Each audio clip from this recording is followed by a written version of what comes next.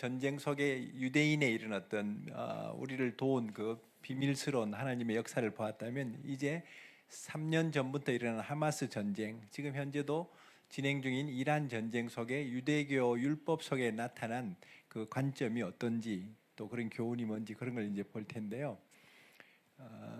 조금 우리 한번 이렇게 스트레칭을 좀 하세요. 조금 우리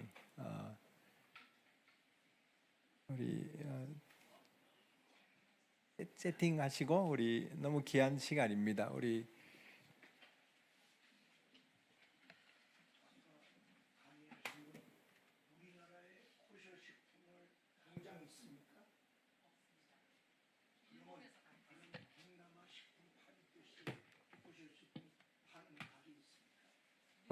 인터넷으로 아마 맛자니 뭐 이런 거는 파는 사이트가 있죠.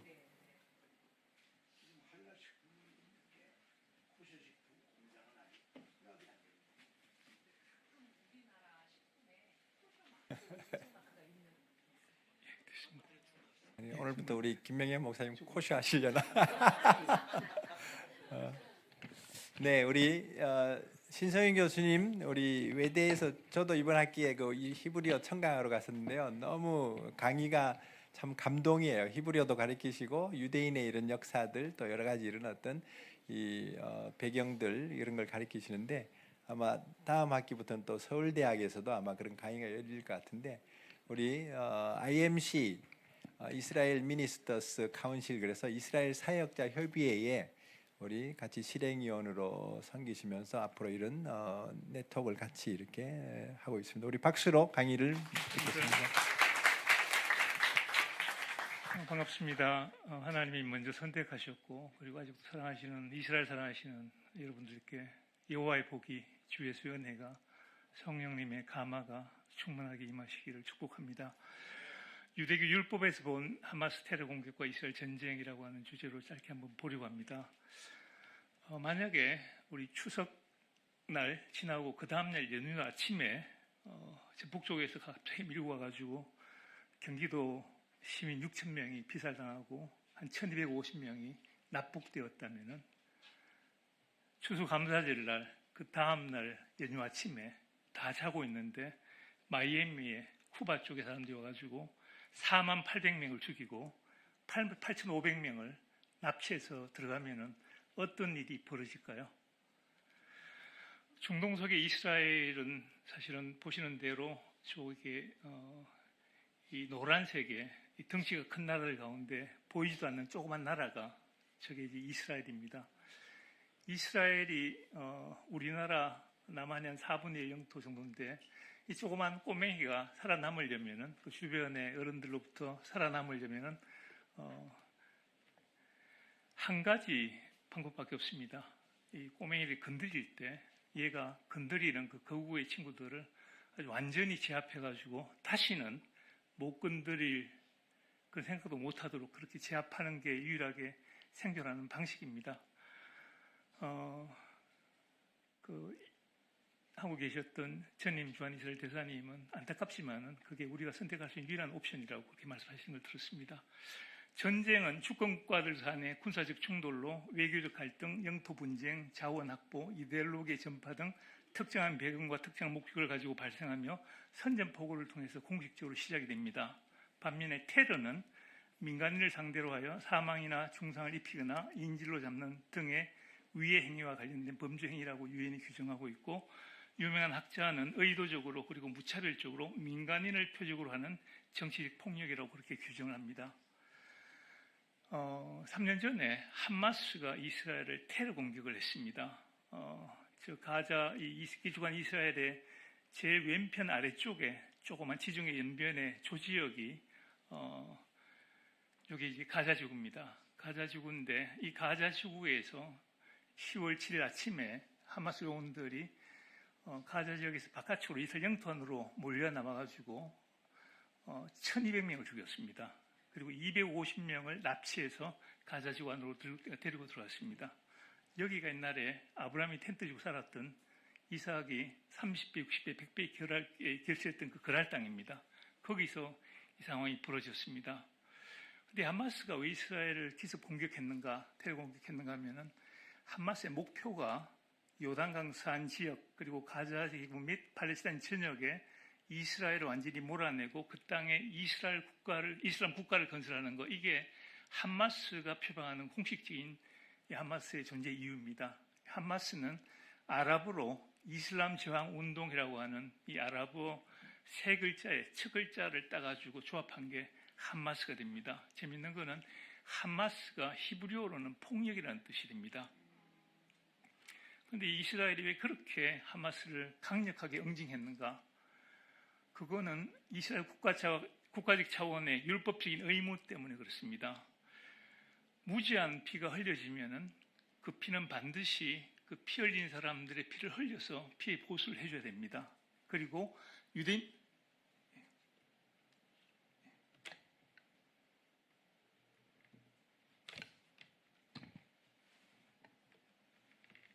되겠습니다.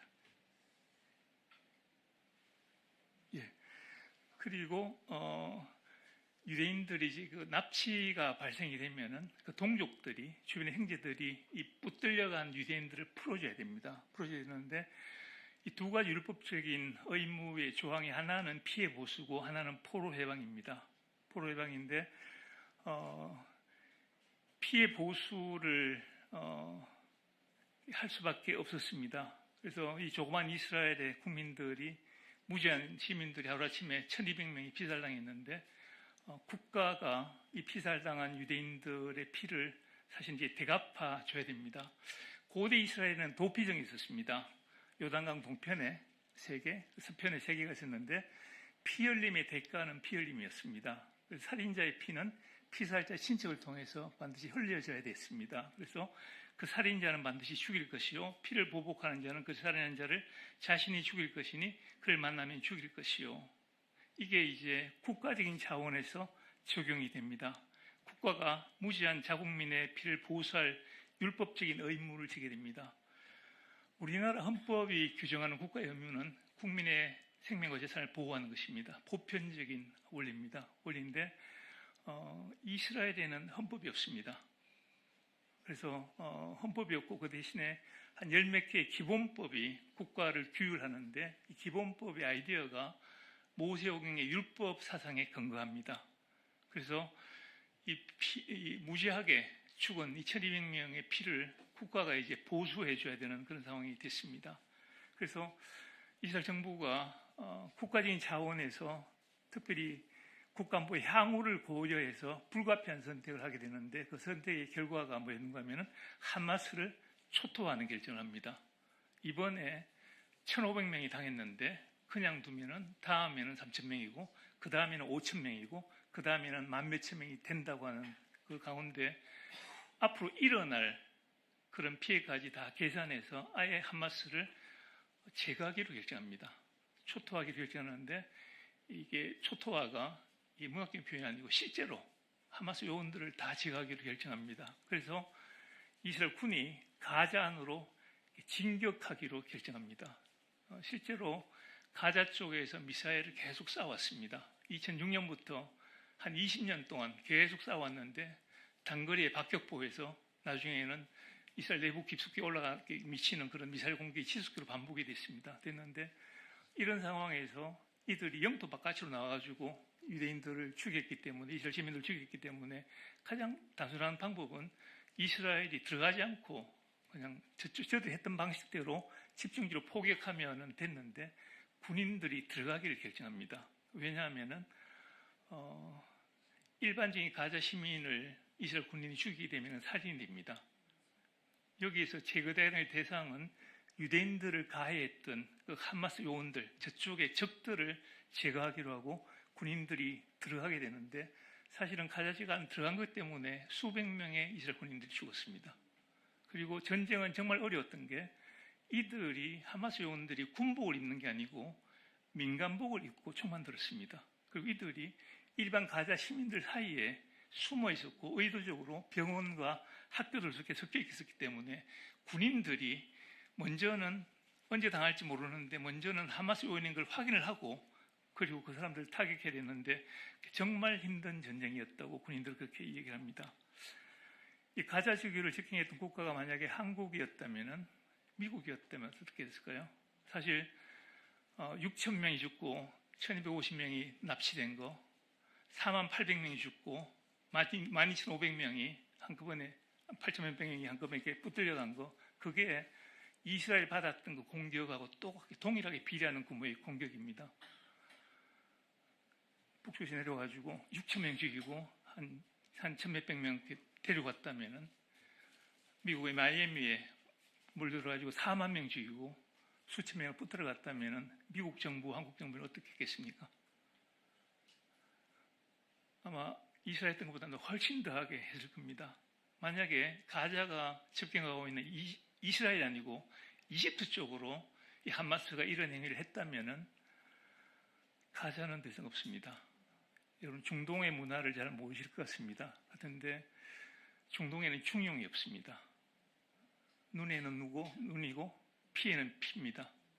그래서 만약에 이 하마스가 주변에 사는 아랍 국가를 이렇게 가해했다면은 이거는 일주일도 끌지 않습니다. 하마스가 완전히 제거됐을 겁니다. 가자 시민들과 더불어. 그런데 이스라엘은 하마스를 초토하기로 그렇게 결정을 하게 됩니다. 그리고 그 결정 때문에 사실은 이제 많은 상황이 벌어졌습니다. 두 번째는 끌려갔던 1250명을 되찾아오는 포로베아 해방이었는데, 구약 성경에 613가지의 율법이 나온다는 거, 하라는 거 248가지, 하지 말라는 거 365가지를 확인한 랍비가 람밤이라고 하는 중세 학자의 랍비입니다. 랍비인데 이분이 포로 해방보다 더 큰 계명은 없다고 2번이나 말합니다. 유대인들이 지켜야 할 계명 가운데 가장 큰 게 붙들려간 동족을 구속해 주는 거, 해방해 주는 게 가장 큰 계명이라고 그렇게 얘기를 했습니다. 느헤미야가 바벨론 땅에서 돌아왔습니다. 돌아와가지고 예루살렘 성벽을 재건하는데 그 상황에서 자기들 가운데 이스라엘 지도자들이 여러 가지 나쁜 일을 했는데 그 중에 하나 느헤미야가 이렇게 말합니다. 우리는 이방인의 손에 팔린 우리 형제 유다 사람들을 우리 힘을 다하여 속량했는데 너희들은 동족 형제들을 팔고 있다고 그렇게 질타하게 됩니다. 하나님이 정하신 율법적인 의무입니다. 그래서 유대인 포로가 발생했을 때 율법의 그 하부적인 율법에서 규정하는 게 있습니다. 평상시에 유대인들이 납치되고 종이 되면은 2가지를 하지 말아야 됩니다. 첫 번째는 과다하게 몸값을 지불하면 되지 않습니다. 두 번째는 강제로 무력을 동원해가지고 해방시켜도 안 됩니다. 왜냐하면 몸값을 많이 주면은 그 다음부터 유대인들이 더 납치당합니다. 그리고 무력을 한번 그렇게 해방을 시키면은 그 다음에는 점점 어려워집니다. 해방시키기가. 그래서 평시에는 이것을 지켜서 유대인들을 속량해 줘야 되는데 전시가 되면은 대가의 제한이나 무력 사용의 제한이 없으십니다. 이번에는 전시 상황에서 포로로 붙들려간 상황이었고 그래서 이스라엘 정부가 이것을 하게 됩니다. 한 명의 유대인 포로를 해방시키려고 1027명의 팔레스타인 죄수들을 이스라엘 정부가 석방했습니다. 2005년 6월 25일 정확하게 21년 전에 이 사진에 나오는 길라드 샬리트라고 하는 장교단이고 이스라엘군 사병이었습니다. 가자 지역이 하마스에 의해 가지고 접수됐습니다. 팔레스타인 쪽에 정치적인 세력이 2개가 있었는데 하나는 이스라엘을 인정하는 그 파타흐라고 하는 기관이고 하나는 이스라엘의 존재를 거부하고 이스라엘을 다 죽이고 없애고 전체 우리 국가를 세워야 된다고 하는 이 하마스인데 이 2 그룹이 갈등하는 가운데 웨스트뱅크 지역은 파타흐가 점령을 했고 하마스는 이 가자 지역을 접수를 하게 됩니다. 가자 지역을 접수하고 난 다음에 바로 한 명을 납치했는데 이스라엘 군과 정부가 5년 동안 이 납치된 군인을 해방시키려고 노력했는데 찾지를 못했습니다.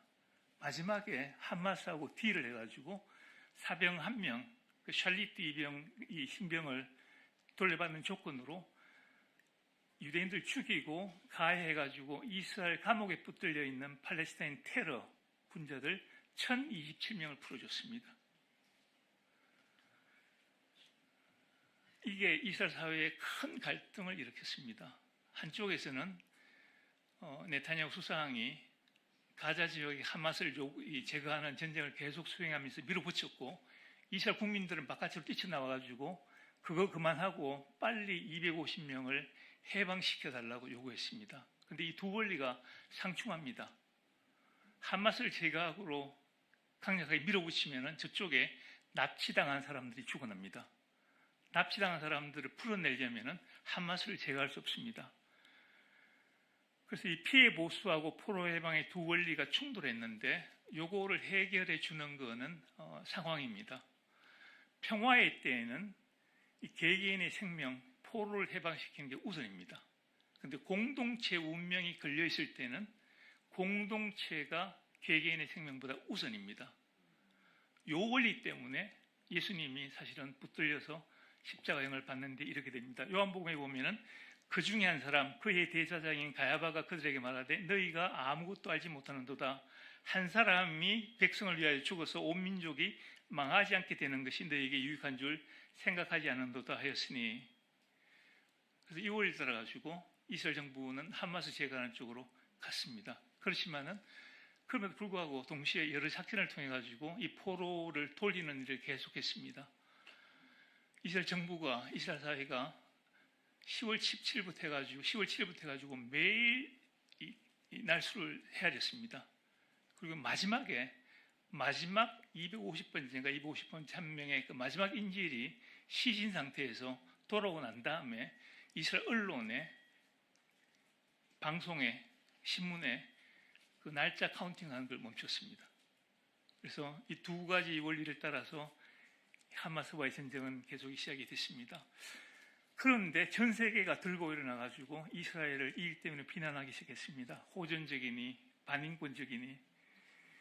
이스라엘이 호전적일까요?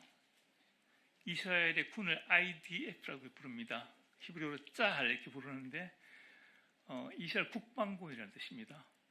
그래서 한 5년째 러시아하고 우크라이나가 전쟁이 벌어지는데 러시아도 그렇고 우크라이나도 그렇고 우리가 어디를 공격할 거니까 그쪽에 민간인들은 피하세요라고 공지하지 않습니다. 그런데 이스라엘 군은 거의 반드시 사전에 공격할 때, 특히 폭격 같은 경우는 반드시 사전에 그 지역에 있는 민간인들에게 여기 스마트폰에 문자나 아니면 공중의 삐라나 방송으로 여기 우리가 공격하니까 피하라고 알립니다.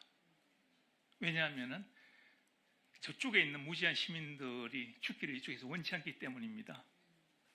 오늘이 6.25인데 우리가 6.25를 기억하는 것은 이 6.25 전쟁에 인명과 재산의 피해가 엄청났습니다. 2차 대전하고 비교해서도 엄청났습니다. 약 330만 명이 죽었습니다. 그리고 가자 전쟁에서 7만 3천 명이 죽은 걸로 그렇게 통계가 됩니다. 330만의 한국 전쟁에서 죽었는데 군인 한 사람이 죽을 때 민간인 3명이 죽었습니다. 가자 하마스 제거 전쟁에서 하마스 요원 한 사람 죽을 때 가자 시민 2.35명이 죽었습니다. 생각해 봐야 될 게 가자 지역은 남쪽에서 북쪽까지가 41km입니다. 그리고 폭이 평균 8km입니다. 요 좁은 지역 안에 230만 명이 살고 있습니다. 인구 밀도가 세계에서 가장 높은 지역입니다. 그리고 이 지역 안에서 전쟁이 벌어졌고 그 전쟁의 대부분은 시가전 상황이었습니다. 그런데 6.25 당시 한국의 인구 밀도는 가자 지역 안에 1평방미터에 6,000명이 살았는데 한국은 1평방미터에 199명이 살았습니다. 그리고 한국전의 대부분 전쟁은 개활지에서 열렸습니다. 시가지 늦었지만 산하고 덜 여기서 전쟁이 벌어졌습니다. 그럼에도 불구하고 가자에서 죽은 시민이 한국전에서 죽은 시민보다 수적으로 적습니다. 비율이 낮습니다. 정상적으로 계산하면 한국전에 군인 1명 죽을 때 민간인 3명이 희생당했다면 가자 쪽에서는 민간 1명이 죽을 때 가자 시민 10명이나 15명이 죽어야지 그게 정상적인 수치입니다. 이 이야기는 그만큼 철저하게 이스라엘 정부가 가자 시민들의 희생을 최소화하려고 노력했기 때문입니다. 그것 때문에 이스라엘 군인들이 더 죽어야 됐습니다. 이스라엘이 반인권적인 국가로 비난합니다. 그럴까요? 헌법을 대신하는 이스라엘 기본법 중에 가장 중요한 법이 뭐냐고 제가 이스라엘 말로 챗GPT에 물어봤습니다. 챗GPT가 준 답입니다. 이스라엘의 기본법 중에 가장 중심적이고 중요한 법은 바로 인간 존엄과 자유에 관한 기본법이며 이는 이스라엘에서 인권과 시민을 보호하는 근간을 이룹니다. 이렇게 답변을 했습니다. 혹 예소드 크보다담 베헤루트라고 하는 이 법이 헌법이 없는 이스라엘의 헌법을 대신하는 기본법 가운데 핵심법이 이 법입니다. 이 사람 아시는지 모르겠습니다. 이 사람은 저보다 6개월 먼저 태어났습니다. 37살에 이스라엘 군인 2명 그리고 이스라엘 정부하고 협조한 팔레스타인 4명 납치해가지고 몇 명을 죽였고 마지막에 이스라엘에 체포돼가지고 이스라엘 법정에서 종신형을 선고받았습니다. 근데 이스라엘 법정에 왔는데 하마스의 지도장이 한 사람인데 이스라엘에 감옥에 왔는데 자기가 아는 감옥하고 틀렸습니다. 여러분 아랍 쪽의 감옥은 가장 심각하고 악한 인권 침해가 이루어지는 곳인데 이 사람이 이스라엘 감옥에 왔는데 그런 인권 침해가 없었습니다. 그래서 이 사람이 이게 뭐지 생각했습니다. 그러고 난 다음에 왜 이 사람들은 우리하고 틀리지 하면서 이 사람이 공부를 했답니다. 그러다가 나중에 2011년에 이 사람이 풀려납니다. 사병 1명 풀어주는데 그 1027명 가운데 이 사람도 풀려난 겁니다. 그리고 이 사람이 이스라엘 감옥에서 배웠던 유대인들을 보면서 이 사람이 2021년에 하마스 지도자에 뽑히면서 10월 7일에 이 공격을 이 사람이 디자인해가지고 실행했습니다. 이스라엘은 반인권적인 국가 아닙니다. 그렇다면 왜 공해상에 가자 고선을 납포했는가? 그런 질문이 나오는데 사실 한국이 견딜 수 있었던 것은 북한이 내려왔을 때 저 전선의 수반까지 길었습니다. 전쟁의 종심이라고 표현합니다. 길었기 때문에 낙동강까지 내려오는데 시간이 걸렸고 그 낙동성 방어선이 이루어지는 상황에서 뒤에서 준비해가지고 반격할 수 있었습니다. 이스라엘은 북쪽에서 남쪽으로 길쭉하지만은 가운데가 허리가 짧습니다. 가장 짧은 곳은 15km입니다. 그래가지고 이스라엘 정부에서는 가운데가 잘리면은 국가가 나눠지게 되고 전쟁은 불가능해집니다. 그래서 이런 영토를 가진 국가가 나름대로 국가 방위를 위해서 가지고 있는 전략은 이 전략적인 중심을 완중제를 확보하는 차원입니다. 그래서 늘 그렇게 해왔습니다. 그래서 이 사람들이 지중해에 이스라엘의 영해가 있습니다. 영해가 있는데 영해에서 방하지 않고 영해를 넘어서 공해상에서 이미 방어를 시작합니다. 가자에 구호선이 들어온 게 이번에 처음이 아니었습니다. 그 이전에도 사태가 있었습니다. 그런데 전쟁이 벌어지고 있는데 A와 B라고 하는 나라가 전쟁하고 있는데 C라고 하는 다른 제3자가 B라고 하는 이 A로 와서는 적국의 시민들을 돕겠다고 오지 마라 그랬는데 쭉 밀고 들어오면은 이 A국 입장에서 저 C그룹은 적입니다. 그리고 전시에서는 마땅히 그렇게 할 수밖에 없었습니다. 그렇게 해서 구호선을 납포했습니다. 평시였다면은 이스라엘 정부가 공해상에서 남은 나라에 배를 납치할 그런 게 전혀 없습니다. 전시 상황에서는 특히 이스라엘 같은 이런 영토를 가진 그리고 이런 영토 조건에서 나름대로 국가를 방해하기 위해서 원칙을 정한 이 상황에서는 정당하게 집행된 그런 상태였습니다. 4월 23일 재작년에 이란이 처음으로 이스라엘을 공습했습니다. 중동 땅에서 이스라엘하고 이란이 굉장히 가까운 나라였습니다. 아실지 모르겠지만은 이란의 옛 조상이 바빌론으로 끌려왔던 그들을 고향 땅으로 돌아가서 성전을 건축하게 하고 성벽을 건축하도록 해줬습니다. 이 옛 이스라엘의 페르시아의 왕비가 유대인 에스더였습니다. 국무총리 중에 한 사람이 모르드게였습니다.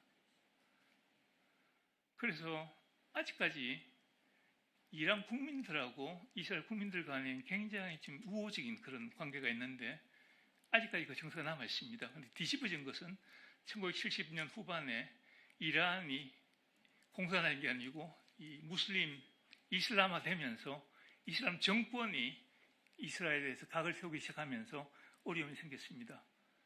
그래서 처음으로 이란 이스라엘 공습했습니다. 공습했고 그 이후에 지난 2월 28일 미국과 이스라엘이 대규모로 이제 이란을 공습했습니다. 했는데 이스라엘은 왜 이란과 전쟁할 수밖에 없는가 하면은 굉장히 단순합니다. 이스라엘의 생존에 대한 이란의 공식적인 위협 때문에 그렇습니다.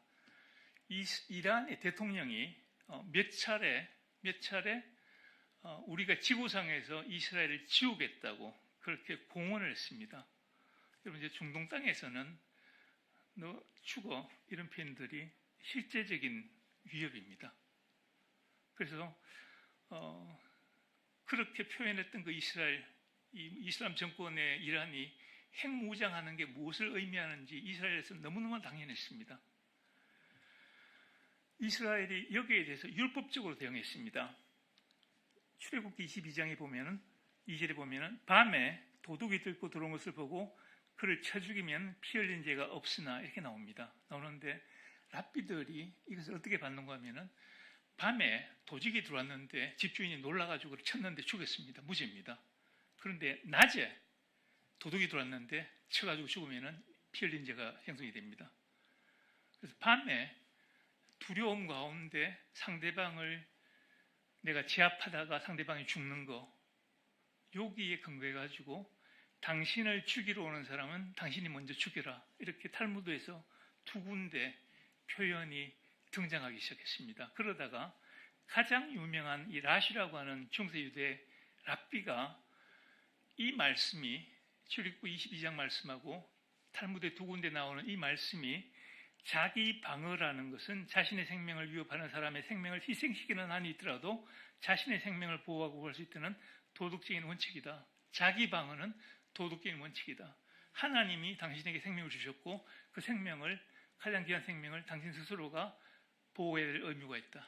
그렇게 규정하게 되면서 유대 사회에 두 가지 버전의 속담이 퍼집니다. 본래 탈무드에 나오는 것은 너를 죽이러 오는 사람은 네가 먼저 죽이라 했는데 두 번째 버전은 너를 죽이러 일어나는 사람은 네가 먼저 쳐라는 표현이었습니다.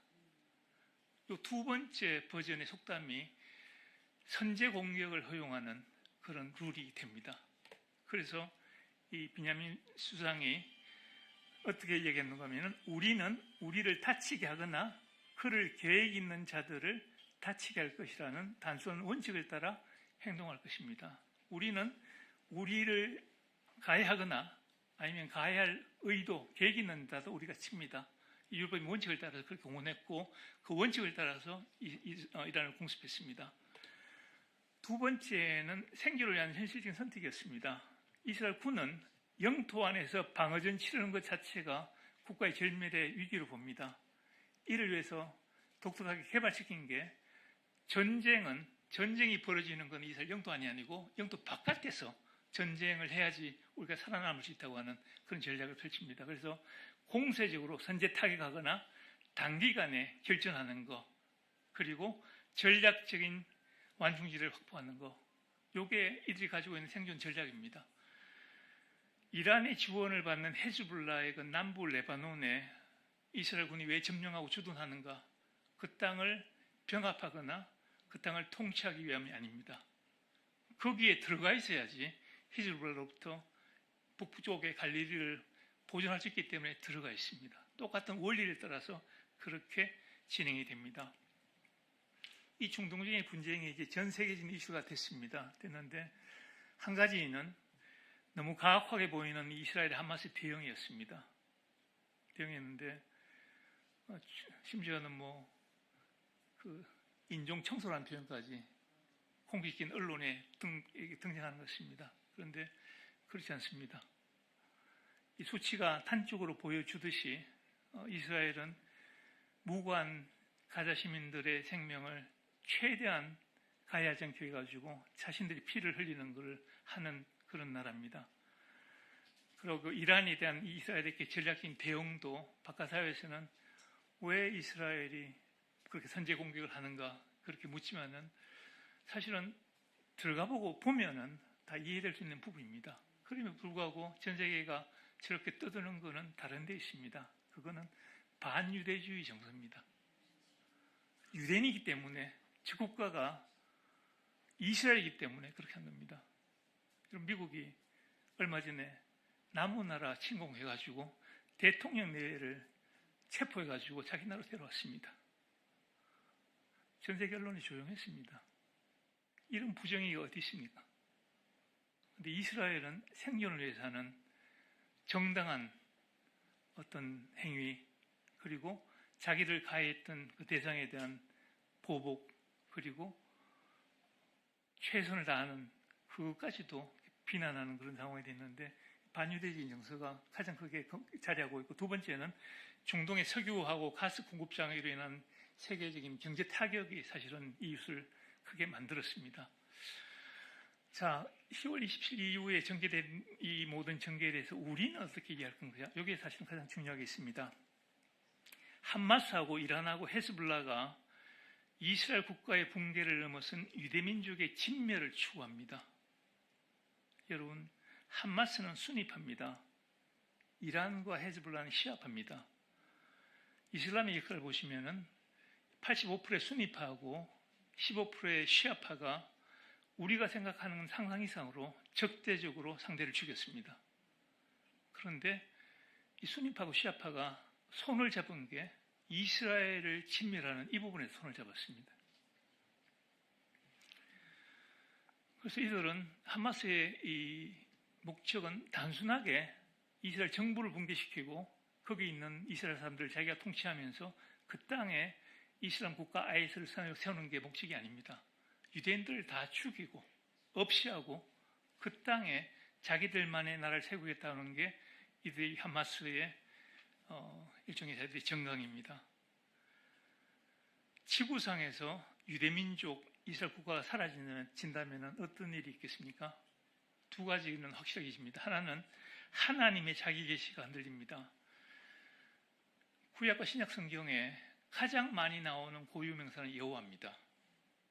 두 번째로 많이 나오는 고유명사는 이스라엘입니다. 하나님이 한국 사람이 신하면은 우리 모릅니다. 하나님 해도 잘 모르는데 하나님 하면은 우리 저기 개신교 분들은 우리가 믿는 하나님을 생각합니다. 하는데 이 신중심의 다실론 문화의 그 고대 근동 사회에서 하나님이 당신의 이름을 고유명사로 그렇게 제시하시면서 주변의 다른 우상신들하고 분간을 하셨습니다. 그래서 하나님이 당신을 소개하실 때 여호와 하나님으로 820번 소개하셨습니다. 두 번째 많이 나오는 게 이스라엘 하나님입니다. 이스라엘이 지구상에 사라지면은 하나님의 계시가 흔들립니다. 두 번째로 인류가 가지고 있는 문헌 가운데 가장 의미 있고 중요한 문헌은 구약 성경입니다. 구약 성경을 자유주의 신학에서 하나님 말씀이 아니고 이야기책이고 신화라고 그렇게 치부하는데 그렇게 해도 부인할 수 없는 게 그 구약 성경에 나오는 유대인들이 지금까지 살아있어가지고 부인이 안 됩니다. 그런데 유대인들이 이스라엘 정말 사라지고 나면은 이 하나님 말씀의 역사적인 증거가 사라집니다. 그래서 어떻게 보면은 사단이 직접 하나님을 향하지 못한 이 사단이 유대민족과 이스라엘을 그렇게 싫어한다고 보실 수 있습니다. 그렇지만은 유대민족이 지구상에서 사라질 일은 없습니다. 딱 한 경우 유대인들이 지구상에 사라집니다. 예레미야 31장에 여호와께서 이와 같이 말씀하셨느니라. 그는 해를 낮에 빛으로 주셨고 달과 별들을 밤에 빛으로 정하셨고 바다를 흔들어 그 파도로 소리치게 하나니 그 이름은 만군의 여호와니라. 이 법도가 내 앞에서 폐할진데 이스라엘 자손도 내 앞에서 끊어져 영원히 나라가 되지 못하리라. 여호와의 말씀이니라. 내일 아침에 해가 안 뜨고 밤에 별들도 안 보이고 달이 안 보이면 그때는 이스라엘이 사라질 수 있습니다. 근데 해가 뜨고 밤에 달과 별이 보이는 이상은 이스라엘은 사라질 수 없습니다.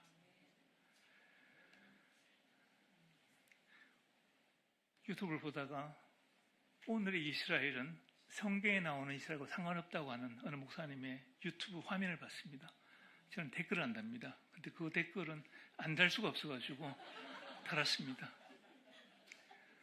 가장 단순하게 1948년 이스라엘 독립서, 선포됐던 이스라엘 독립선언서가 제시하는 답이 있습니다. 이스라엘 독립선언서 제 첫 번째 문단입니다. 유대민족은 이스라엘 땅에서 탄생했으며 그곳에서 그들의 정신적, 종교적, 정치적 정체성이 형성되었고 국가를 건설하며 살았으며 민족적이고 보편적인 문화자산을 창조했고 전 세계에 영원한 책 중의 책인 성경을 물려주었습니다. 이게 이스라엘 독립선언서의 첫 번째 문단입니다. 이거를 선포하는 그들이 우리는 이 땅에서 국가를 세웠다고 이야기하면서 우리가 그 성경을 인류에게 물려줬다고 얘기했습니다. 그 가나안 땅에 세워졌던 그 최초 이스라엘 국가, 민족, 그들을 통해서 주어진 말씀, 그 말씀 가운데 나오는 이스라엘, 우리가 그 연속이라고 하는 선언입니다. 마무리를 하려고 합니다. 하나님이 아브라함에게 세 가지를 약속하셨습니다. 가나안 땅을 약속하셨고 후손의 번영 그리고 복의 근원이 됨을 약속하셨는데 하나님이 그 아들 이삭에게 손자 야곱에게 다시 이 언약을 반복해서 약속을 하십니다. 특별히 손자 야곱에게 재확인된 아브라함의 세 번째 약속, 복의 근원이 되는 약속인데 창세기 12장 3절에 땅의 모든 족속이 너로 말미암아 복을 받을 것이라. 여기 있는 아브라함입니다. 야곱에게 말씀하실 때 땅의 모든 족속이 너로 말미암아 복을 받을 것이라. 그리고 내 자손으로 말미암아. 여기 나오는 너는 야곱, 이스라엘입니다. 하나님 야곱이 하실 때 똑같은 히브리어 표현에다가 뒤에 한 단어를 더 붙였습니다. 우리말은 땅의 모든 족속이 너와 내 자손으로 말미암아 복을 얻을 것이라 이렇게 번역을 했는데 원문에는 땅의 모든 족속이 너로 말미암아 복을 받을 것이라. 그리고 내 자손으로 말미암아 이렇게 쓰고 있습니다. 여기 나오는 내 자손은 메시아입니다. 복의 근원, 복의 통로는 두 가지입니다. 하나는 예수 그리스도고 하나는 이스라엘입니다. 그런데 오직 예수 그리스도 안에서 복의 흐름이 있다고 이야기하는 이분들이 이 말씀을 제대로 이해하지 못하고 있다면 그 무시입니다. 그런데 의도적으로 여기서 이스라엘을 가리고 있다면 그건 하나님의 말씀에 대한 왜곡입니다. 이란과 하마스 그리고 헤즈볼라의 고통스러운 전쟁 가운데 나타나는 이스라엘 영적 변화가 있습니다. 엄청난 변화가 있습니다. 제가 여기에 어제 저녁에 스캔한 자료입니다. 이스라엘에 예수 믿는 유대인들이 36년 전에 조그만 신학교를 하나 세웠습니다. 지금 이스라엘 성서대학이라 알려지는 신학교입니다. 신학교인데 그 신학교에서 한 20년 전부터 동족 유대인들하고 주변의 아랍 사람들에게 복음전하는 일도 시작했습니다. 그런데 이 사역이 많이 커졌습니다. 커져가지고 이름을 원포 이스라엘이라고 하는 이름을 붙여서 이 사역을 하고 있는데 이들이 하고 있는 일 중에 하나가 유튜브 채널을 운영합니다. 채널을 운영하는데 그 채널의 이름이 iGotCO.il입니다. 유튜브 쳐보시면 나옵니다. 나오는데 이 채널에 어제 구독자가 100만 명이 됐습니다. 지난 한 2주 사이에 4만 명쯤 늘었습니다. 그리고 한 번 더 눌러보시면은 이 채널 안에 동영상이 715개가 들어가 있습니다. 그런데 전부 히브리어 동영상들입니다. 조회수가 9,800만 정도 됩니다. 전 세계에 히브리어를 구사하는 이스라엘 땅에 사는 한 750만의 유대인들, 바깥에 유대 디아스포라에 사는 유대인들, 이 히브리어 구사자를 다 포함하면 900만 명입니다. 그들 가운데, 그 900만 명 가운데 100만 명이 구독합니다. 그리고 통계를 보니까 1인당 한 10개씩 받습니다. 짧은 건 7분이고 긴 건 1시간 반짜리 영상인데 봤습니다. 요게 10월 7일 사태가 생긴 이후로 급격하게 늘었습니다. 한 주에 10,000명, 20,000명씩 확장이 됐습니다. 여기에 구독하지 않고 보는 사람은 2~3배로 봐야 됩니다. 예수 그리스도 이름이 유대인들 가운데 편만하게 전파됐고 지금 전파되고 있습니다. 저는 한국에서 이 원포 이스라엘 사역을 섬기고 있습니다. 혹시 여러분들 가운데 성경이 말하는 이스라엘 의미에 대해서 조금 알고 싶으시면은 교회나 단체나 모임이 있으시면은 저는 가고 싶습니다. 마지막 한마디를 이렇게 하고 싶습니다. 하나님이 먼저 부르신 이스라엘에게 많은 약속들을 하셨는데 이스라엘은 끝났고 이제는 교회가 하나님의 이스라엘 선택을 이어받았다고, 이스라엘 더 이상 의미가 없다고 그렇게 말씀하시는 분들이 계신 것 같습니다.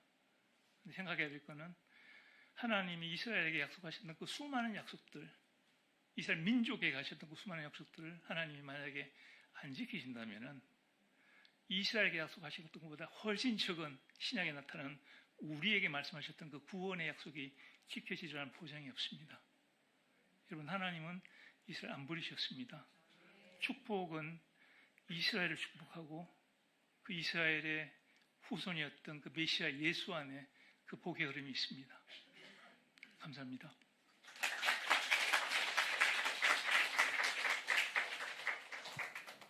네.